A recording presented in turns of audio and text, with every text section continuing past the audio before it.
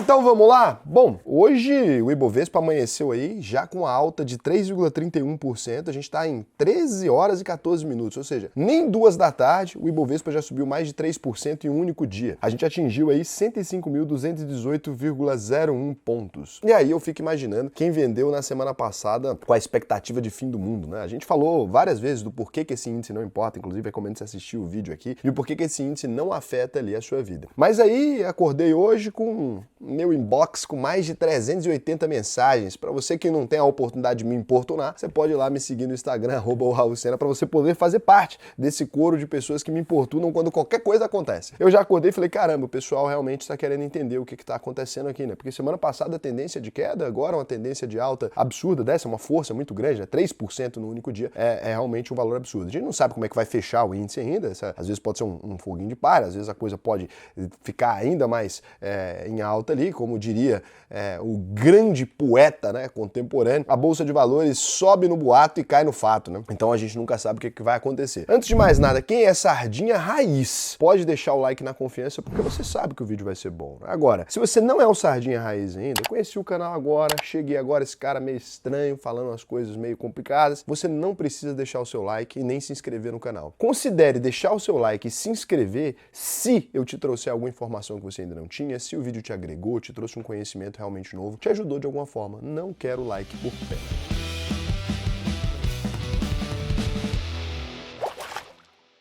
Essa alta expressiva aqui se deve, em partes, pela desaceleração do IPCA. Isso é uma das coisas mais interessantes, né? O IPCA, o Índice Nacional de Preço ao Consumidor Amplo, o que você chama comumente, vulgarmente na sua vida de inflação, ele desacelerou em março. Ele registrou uma taxa de 0,71%, que veio abaixo das expectativas do mercado, que previa uma inflação de 0,77%. Então por que isso acontece especificamente? Vamos lá. É porque é um efeito em cadeia. A economia é meio conjunta ali. Quando a gente registra uma inflação alta, significa que o preço dos produtos, para você que é um ser humano normal, uma pessoa comum, significa que o preço dos produtos no mercado estão mais caros. Isso ali é uma coisa para você. Só que isso significa várias outras coisas que às vezes a gente não percebe no primeiro momento. Quando o preço dos produtos estão mais caros, existe uma redução no consumo. Existindo uma redução no consumo, existe uma desaceleração na economia. Isso de maneira direta ali. Só que além disso, quando a inflação fica mais alta, existe a taxa básica de juros, que é o principal mecanismo que a gente usa para controlar a inflação. Então essa taxa básica de juros, ela aumenta. Então ela já está em 13,75% ao ano hoje e ela aumenta sempre que a inflação vai subindo loucamente ali. É um jeito que a gente tem de controlar ela, porque tem a meta da inflação que a gente tem que bater. Quando isso acontece, a taxa de juros subindo, o acesso a crédito fica mais caro. Se o acesso a crédito fica mais caro, as empresas têm menos dinheiro no mercado para poder alavancar o crescimento delas, para poder crescer realmente. As empresas normalmente pegam dinheiro no mercado para crescer. Quando isso acontece, significa que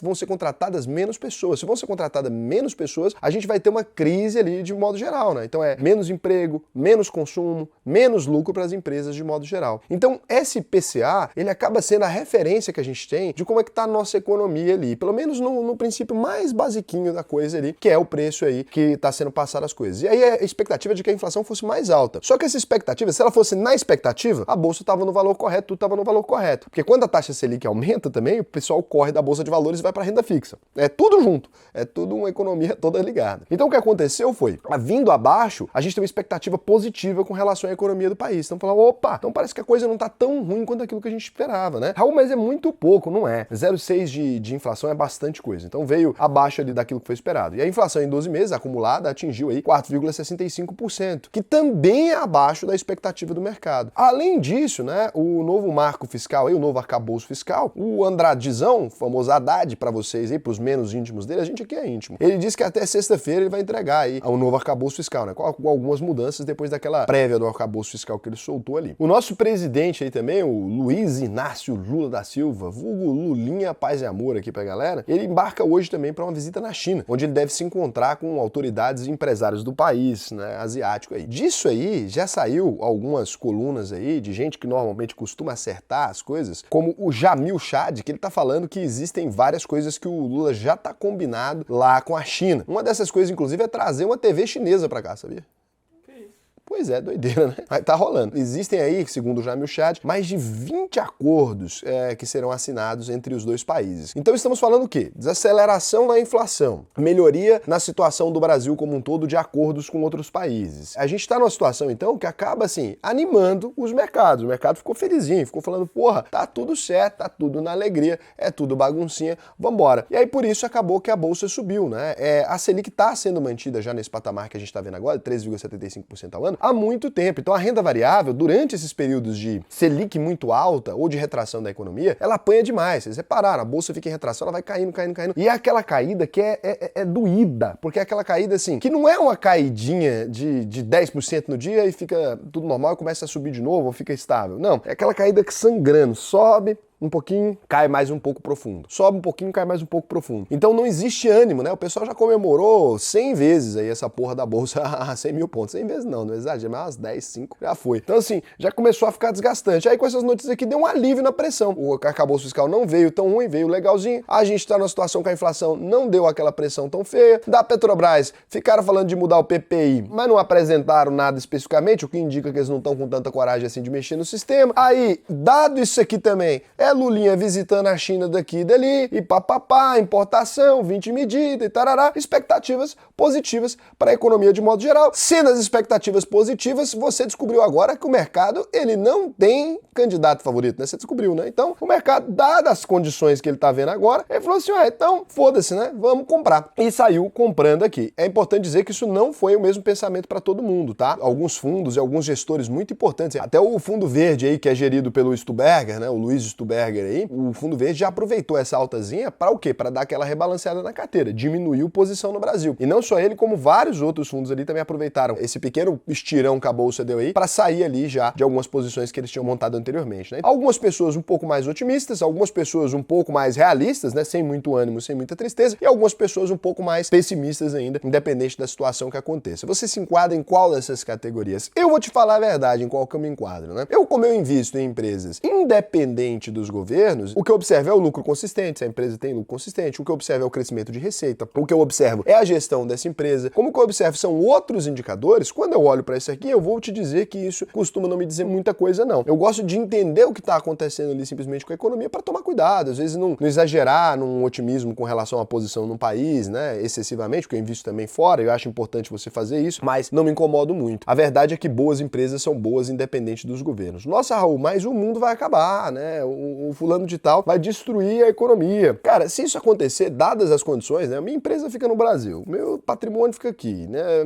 minha casa fica aqui, minha família fica aqui. Se destruir o país inteiro, meu menor problema é o dinheiro que eu tinha na bolsa, né, já ferrou com minha vida toda, vou ter que mudar de país, não vou conseguir levar minha família inteira, vai ser aquela coisa. Então assim, acaba que não tem muitas opções. O importante é você ter noção da sua realidade ali, investir de acordo com ela e não ficar criando problema e nem se guiando pelo noticiário político, né, seguir mais pelos balanços da empresa do que pelo otimismo ou pessimismo do mercado. As duas coisas são perigosas, né? Como diria Benjamin Graham, a eficiência de um investidor depende, né, dele no fundo do desespero ou no topo da euforia saber que isso também passará, né? Então eu espero que vocês saibam que isso também passará. Tanto agora a euforia quanto passou também o desespero de uma semana atrás, né? Pra você ver o tanto que o mercado é consistente. Entre as maiores altas do dia aí, só pra gente não deixar isso aí sem falar, a Gol, né, as ações preferenciais, GOLLL4, subiu aí até o presente momento 13,67%, a Azul, as preferenciais subiram 12,05%, é bom que o pessoal aproveita para comprar só coisa boa, né? Só empresa consistente, só empresa com dívida baixa, só empresa que realmente tem ali o equilíbrio. Magazine Luiza, Magalu 3 com 8,66%, e Duxon, né, 8,54%, Cogna, aí ó, 8,47%, Uzi Minas, 7,73%, Cirela, Tech Uzi Minas, Cirela, 7,70%, a Ezetec aí, 7,49%, Grupo Soma, 7,44%, CSN, 7,14%. Então foram as maiores altas aí, e no mês você confere também aí as altas delas. Agora a gente vem aqui para aquele momento maravilhoso, esse grande momento desse grande programa da TV brasileira. 4 anos no ar, sem falhar, né? Raras vezes que a gente falhou um dia, e quando falhou foi culpa do Vandinho. Eu gravei, às vezes ele mandou, não editou o vídeo e não botou. Gravar eu gravei. Ah, calúnia, eu tenho provas, eu tenho mensagens que mostram ele soltando. Ele teve um dia que ele esqueceu de soltar o vídeo, tava fazendo a coisa, achei que tinha soltado. Saiu no outro dia. Então, a gente vem aqui pra esse momento maravilhoso. Você me pergunta, eu lhe respondo, eu tomo pinga, cada domingo, dança ali curtindo Wanda e não consigo nem. Trem bom é coisa boa. trem bom é coisa boa. Essa molezinha de vocês vai acabar. Pesquisa, essa molezinha vai acabar. Pesquisa depois, essa molezinha vai acabar no YouTube. Então, me agradeça depois. Parente meu, se não é eu, isso não tinha. Chamei Ita Lucena. Ita Lucena? Essa molezinha vai acabar, viu? Chega ali. Não dá, não. O povo aqui não tem medo de nada, não. Eles vão só rir. A ameaça é inconsistente porque o povo não tem respeito. Tem uns ali que tem medo de ser, dá pra ir. Os novatos. Os novatos não sabem, né? RH ali, ó, dá pra ir. Tem que ser o povo que não sabe. Gabriel Gonzalez, há 15 horas atrás, a grande estatal que distribui historicamente bons dividendos, independente do governo, é o Banco do Brasil. Tá certo, é verdade, distribui bons dividendos. Agora, independente do governo, eu acho uma frase forte.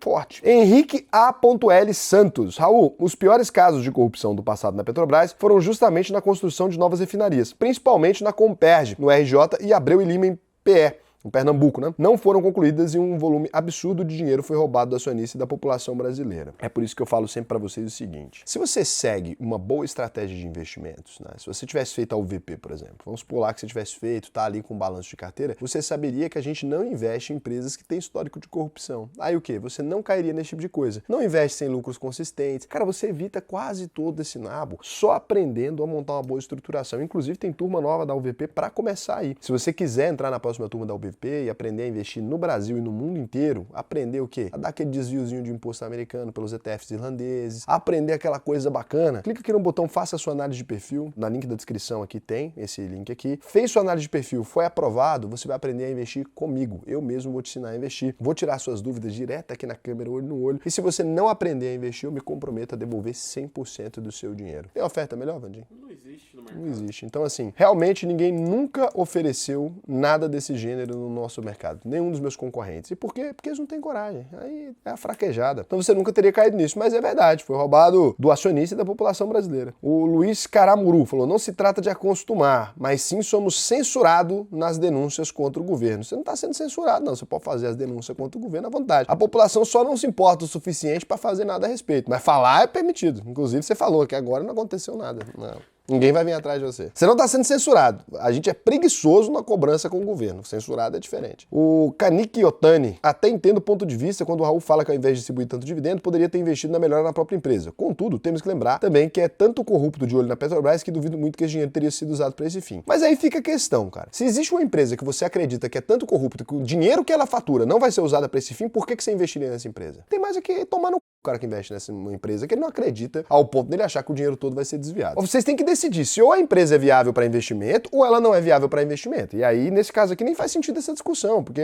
eu não acredito nem que a empresa deveria ter sido investido o dinheiro. Pô, a gente tem que trabalhar dentro do que deveria ser feito. Agora, a empresa é tão corrupta que não dá para fazer isso, aí não tem nem que investir. Rafael dos Santos: correção, Raul, a Dilma comprou uma refinaria em Pasadena, nos Estados Unidos, por 3 vezes o preço e construiu Abreu e Lima por 10 vezes o preço. Produz 50% menos do previsto. A Petrobras tentou vender e ninguém se interessou. A falta de refinaria tem outro nome. É uma explicação boa, né? Mas não contempla o problema inteiro. Você dizer que o problema da Petrobras é só corrupção é meio que bobagem, porque não é. O problema da Petrobras é ineficiência, até mais do que corrupção. O problema do Brasil, de modo geral, né? A corrupção custa ao Brasil, sei lá quantos bilhões, beleza. Só que você vai ver o quanto custa a incompetência do Brasil em alguns aspectos, assim, alguns sistemas ultra complexos. Eu vou te dar um problema de um sistema complexo. Imagina o seguinte: o Brasil tem alguns programas de governo que fazem transferência para universidades federais ou para hospitais, etc. E aí como é que funciona isso? O Brasil transfere um dinheiro para uma empresa, essa empresa vai abrir uma licitação. Essa licitação muitas vezes já é viciada, então essa licitação já tem a empresa que vai ganhar, porque na hora de montar a licitação, alguns políticos aqui, agentes políticos, eles vão ali e colocam alguns critérios que só algumas empresas conseguem cumprir. Como é que a gente faz isso? Imagina o seguinte, né? Tem uma licitação que ficou muito famosa no Maranhão. O pessoal queria comprar Guaraná Jesus. Aí como é que você faz? Você não pode escrever a marca, você tem que abrir a licitação. Então você coloca refrigerante cor-de-rosa, sabor tal.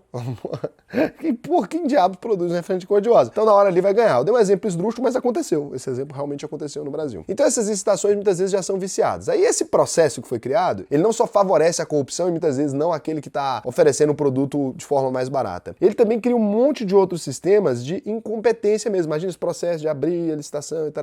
Só que, para tentar evitar a corrupção, criaram esse procedimento que na verdade ajuda, colabora com a corrupção e além de tudo acaba servindo para isso. E outro problema que a gente tem, né, muito grave, fora esse das licitações e o método como eles funcionam ali, é que além disso, o Brasil ainda tem incompetências homéricas. Nesse processo de abrir a licitação, essas empresas que estão prestando serviço para o governo e o próprio governo, ele paga imposto sobre um dinheiro que vinha do governo.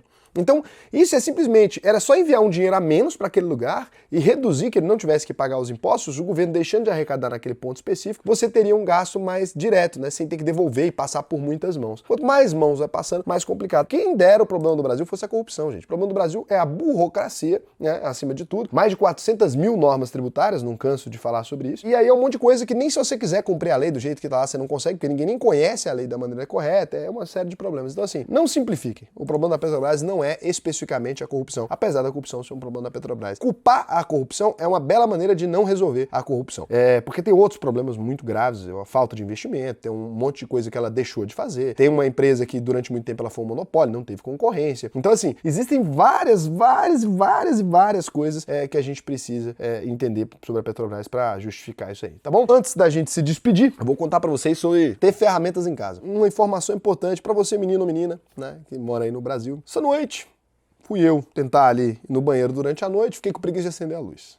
Acontece, já aconteceu com você, já aconteceu com todo mundo. Falei, vou fazer um xixi sentado, tranquilo, não vou acender a luz. Me apoiei num balcãozinho de madeira que fica na estante, quebrou a porra do balcão de madeira. Aí eu fiquei pensando, será que eu durmo e deixo isso pra resolver amanhã? Mas eu não consegui. Fiquei com a coisa, preciso resolver o meu problema com o meu balcão de madeira. Vou caçar minha caixa de ferramenta. Eu descobri que lá em casa não tem uma caixa de ferramenta.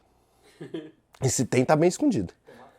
Tem lá fora a caixa de ferramenta. Você sabe onde é a minha caixa de ferramenta? Não achei a caixa de ferramenta. Aí pensei, vou tentar resolver com uma faca. Agora eu tô aqui, isso aqui, meu dedo. Todos os meus dedos estão cortados com vários pequenos cortes, com microfissuras, porque eu fui tentar girar o negócio com a faca, aí arranquei pedaço do dedo, arranquei lasca do dedo, tô todo cortado. Não consegui arrumar o trem de noite, tive que arrumar hoje de manhã, mas arrumei com a faca. E aí o meu conselho pra você é o seguinte, compra a caixa de ferramenta. Eu comprei hoje uma caixa de ferramenta, agora descobri que minha casa vai ter duas. Eu vou ter duas caixas de ferramenta. Porque a caixa de ferramenta pode salvar a sua vida na madrugada, que você só queria mijar e ficou com preguiça de acender a luz. Não mije de madrugada sem acender a luz também. Beijo.